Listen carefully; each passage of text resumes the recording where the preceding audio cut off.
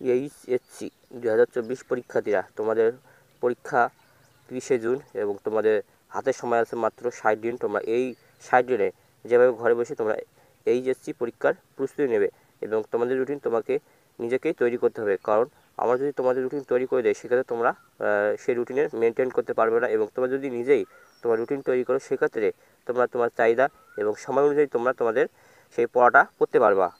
এবং এইচএসসি তোমাদের 2024 সালের শর্ট সিলেবাসের পরীক্ষা হবে তোমাদের। এবং তোমরা যদি এখনও শর্ট সিলেবাসটি ডাউনলোড না করো, তাহলে অবশ্যই তোমরা করে নেবে, ডিসক্রিপশনে লিঙ্ক দিয়ে রাখবো। আর শর্ট সিলেবাসে তোমাদের যেসব অধ্যায় আছে, তোমাদের সেই সব অধ্যায় থেকে তোমাদের প্রশ্ন করা হবে, এর বাইরে থেকে তোমাদের কোনো প্রশ্ন করবে না বোর্ডগুলো। তোমাকে আগে ঠিক করতে হবে তোমার জন্য কোন বিষয়গুলো সহজ আর কোন বিষয়গুলো কঠিন। তোমার কঠিন বিষয়গুলো তোমরা একটা নির্দিষ্ট সময় নিতে পারো, যেমন হতে পারে কঠিন বিষয়গুলো তোমরা ভোরে অথবা সকালে নিতে পারো। সেক্ষেত্রে তোমরা যদি সেই কঠিন বিষয়গুলো ভোরে অথবা সকালে নাও, তোমাদের তখন সেই মস্তিষ্কটা চিন্তামুক্ত এবং কোনো বিশৃঙ্খলা সৃষ্টি হয় না। সেক্ষেত্রে তোমাদের অনায়াসে সেই কঠিন বিষয় পড়াগুলো তোমাদের মাথার মধ্যে ঢুকে যাবে। তোমরা সহজ বিষয়গুলো তোমরা রাতে নিতে পারো।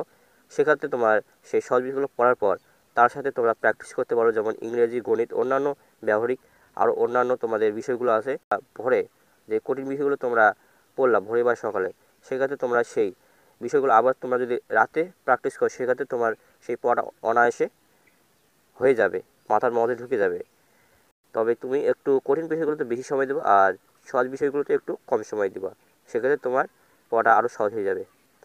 ধরো তুমি কঠিন বিষয়গুলো 1.5 থেকে 2 ঘন্টা সময় দিতে পারো, আবার সহজ বিষয়গুলো তুমি 40 থেকে 1 ঘন্টা সময় দিতে পারো, বা এরও কম সময় দিলেও চলবে। তোমাদের যদি রুটিন লাগে, তো অবশ্যই তোমরা কমেন্ট বক্সে কমেন্ট করবা যে স্যার আমার রুটিন লাগবে, তো অবশ্যই আমি তোমাদের রুটিন দিয়ে দেবো। তো তোমাকে বুঝতে হবে তোমার কোন টপিকগুলো তোমার জন্য দুর্বলতা আছে, আর সেগুলো তোমাকে ভালোভাবে পড়তে এবং লিখতে হবে, যাতে সহজে পড়া মনে রাখা যাবে।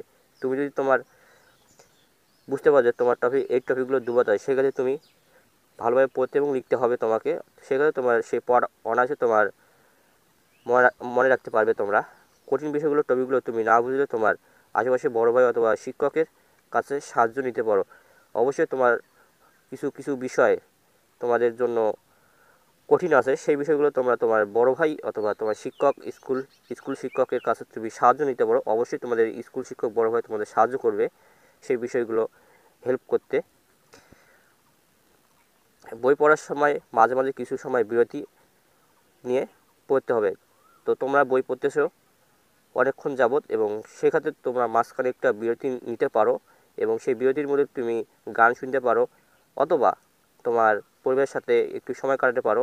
সেই বিরতির মধ্যে 10 অথবা 20 মিনিট সময়, বেশি না কিন্তু 10 থেকে 20 মিনিট সময় বিরতি নিতে হবে, এর বেশি নেওয়া যাবে না। বই পড়ার সময় একা পড়াশোনার চেষ্টা করবে তোমরা, কারণ তুমি যদি একা পড়ো, সেক্ষেত্রে তোমার মনোযোগ ধরে রাখতে সাহায্য করবে। আর তুমি যদি বন্ধু বান্ধব অথবা আত্মীয় স্বজন অথবা পরিবারের কাউকে নিয়ে তুমি পড়তে পারো, সেক্ষেত্রে তোমাদের সেই পড়ার ব্যাঘাত ঘটবে এবং সেখানে তোমার একটা আড্ডা জমে উঠবে। এবং তুমি যদি একা পড়ো, সেক্ষেত্রে তোমার পড়াশোনাটা মনোযোগ ধরে রাখবে। তোমাকে অবশ্যই পরীক্ষার কথা মনে রাখে পড়তে হবে। অবশ্যই তোমাকে পরীক্ষার কথা মনে রাখতে অবশ্যই তোমাকে পরীক্ষার কথা মনে রেখে পড়তে হবে। সেক্ষেত্রে তোমার পড়ার আগ্রহটা বাড়বে, যে আমার কালকে পরীক্ষা আছে বা 60 দিন পরীক্ষা আছে, আমাকে পড়তে হবে। সেক্ষেত্রে তোমার পড়ার মনোযোগটা বাড়বে, এতে তোমাদের আরও পড়ার মনোযোগটা ধরে রাখবে।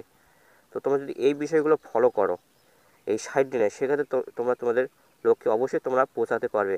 আর তোমাদের শর্ট সিলেবাসে যেসব টপিকগুলো পড়তে হবে, সেটা নিয়ে আমি ইতিমধ্যে একটা ভিডিও তৈরি করেছি, তো তোমরা অবশ্যই ডিসক্রিপশনে লিঙ্ক দেওয়া থাকবে, অবশ্যই তোমরা দেখে আসবা। আর তোমরা এই টপিকগুলো যদি তোমরা ফলো করো, সেক্ষেত্রে তোমরা তোমাদের লক্ষ্যে অবশ্যই পৌঁছাতে পারবা। এবং তোমরা এভাবে যদি রুটিন তৈরি করো, আমি যে টপিকগুলো বললাম, এইভাবে তুমি যদি রুটিন তৈরি করো, সেক্ষেত্রে তুমি অবশ্যই একটা পরীক্ষায় ভালো নম্বর অর্জন করতে পারবা। তো ভিডিওটা ভালো লাগলে অবশ্যই তোমরা একটা লাইক, সাবস্ক্রাইব, কমেন্ট করবা এবং ফেসবুক পেজ থেকে ফলো করবা। তো দেখা হবে আরেকটা কোনো ভিডিও, ততক্ষণ তোমরা ভালো থাকো।